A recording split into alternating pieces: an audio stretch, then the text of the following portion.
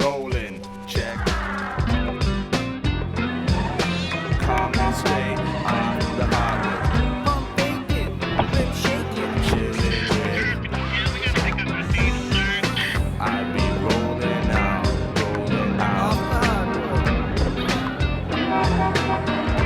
off the hardwood. Off the hardwood straight. Coming up on Off the Hardwood, Paul Jones talks to Raptor centers Hakeem the Dream Olajuwon and Mamadou Njai about growing up in Africa, playing soccer instead of basketball, coming to America, and being teammates on the Raptors.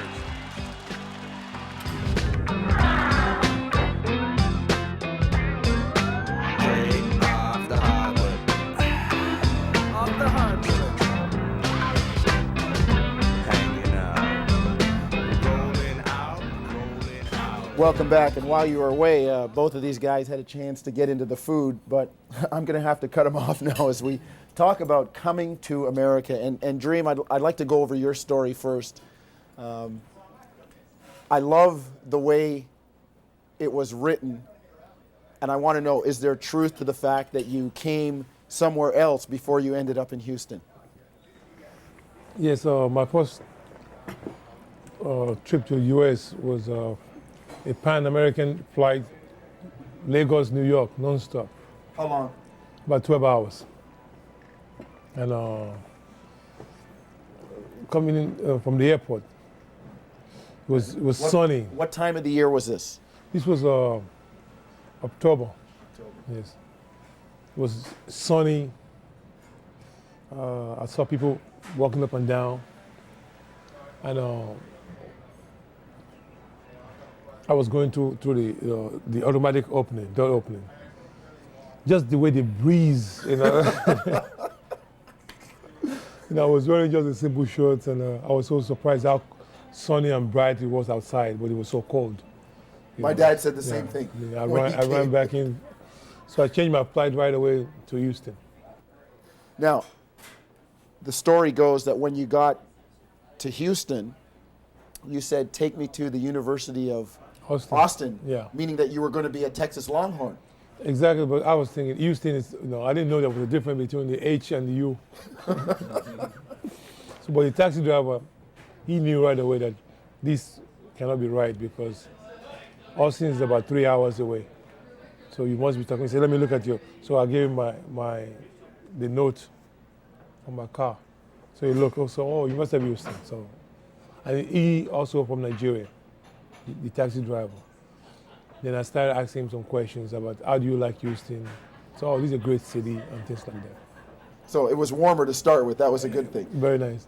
What did the coach say, or the coaching staff at the University of Houston say when a 7-footer shows up on their door and says, I can play basketball? They must have looked around like...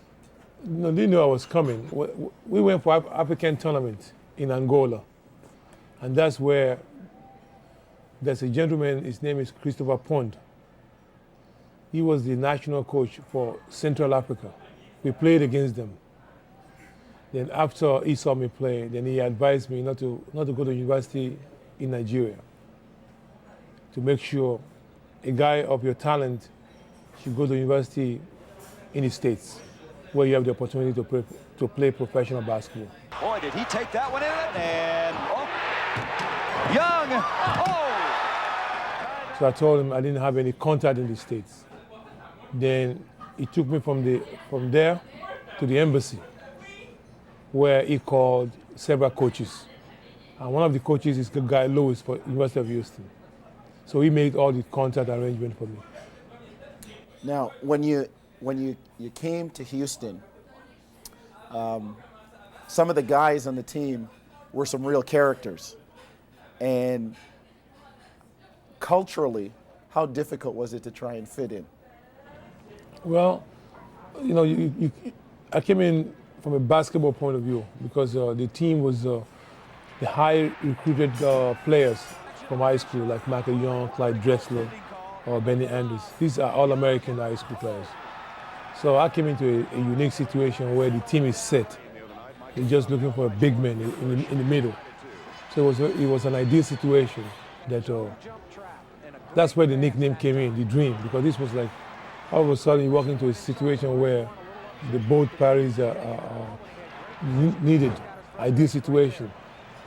Mamadou, let's talk about your trip over. You came to a part of the country that was even further north than New York, in Maine. How did you end up in Maine? I don't know really, because it's a long story. What happened was this. At that time, I was getting ready to pass an exam to finish high school. And I was in like a team in Senegal. It's not really a team. You go when you can, you know. But school was first. So when I came there, the coach told me there is this coach from the United States who's trying to work out with some big men, you know. So you know, he told me whenever I get a chance, maybe I should go and work out with him. So maybe 2 days later or 3 days later, I went and, you know, he saw me work out. That was the assistant coach of Maine University. His name is Coach Mike LaPlante. So after the first day, he told me to come back the next day. And after that, you know, he told me and one of my friends, Ndongo Njai, he went to Providence, you know, when I went to Auburn. So he told us that he liked us and he would like to give a scholarship to come. So first I didn't really believe him, because it was just like, you know, too quick, you know. It happened just like that. So, and then I went home the next day. He had to leave maybe 2 days later, and then he said as soon as he leave, he will send the I-20s and stuff like that. Maybe a couple of weeks later, I got the I-20s, and then, you know, after that, I went and got the visa. And the trip was pretty long, because first of all, I didn't know any English.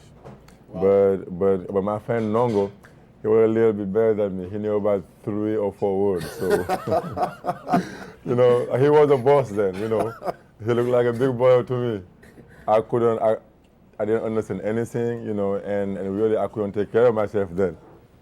The Houston Rockets, who are represented here by owner Charlie Thomas and his daughter Tracy, select Hakeem Olajuwon of the University of Houston. It is official.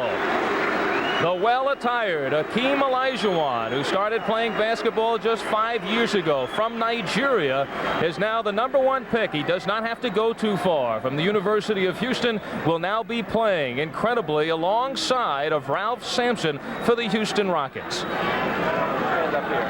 Stand up here. Dream, you were drafted in that illustrious class of 1984, and there's still a few guys playing from that class. Michael Jordan, John Stockton, yourself, just still a few guys hanging around. Knowing that your name was called first, or might be called first, what did that feel like?